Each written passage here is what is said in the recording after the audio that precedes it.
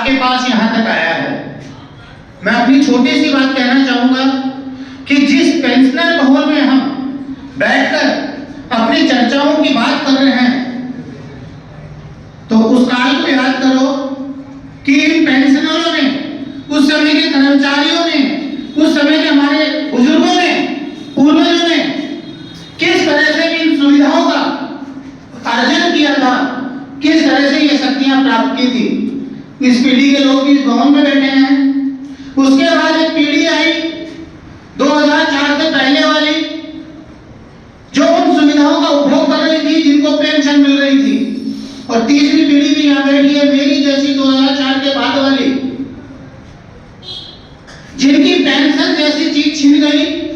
और सने सने हमारे बुजुर्गों ने, हमारे साथियों ने, हमारे पूर्वजों ने जो लड़ाइयां लड़ करके हमारे लिए हमारी सेवा शर्तों को सुदृढ़ किया था, हमारी सेवा शर्तों में जो सुधार किया था, और आने वाली सरकारें सीधे सीधे नहीं लेकिन बैकडोर से उन सुविधाओं को छीनती जा रही है, और हम हमारी नियति मान करके चुपचाप बैठे हैं। लेकिन साथियों, अब वो समय नहीं रहा है। वापस हमारे जागने का समय आ गया है। तीनों पीढ़ियों को मिलकर के, एक होकर के सरकार से संघर्ष करने का समय आ गया है।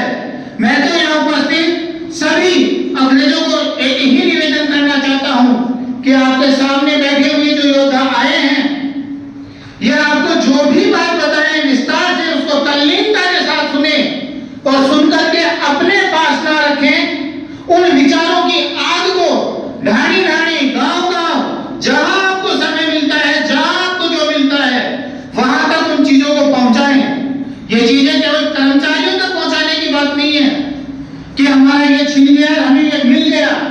सरकार ने जो षड्यंत्र करके कर्मचारियों के विरुद्ध आम जनता को जो भरवा रही है, उनके साथ भी हमें बात बताने की जरूरत है। सीधी सी बात कहकर के मैं आपको अपनी बात समाप्त करना चाहता हूं।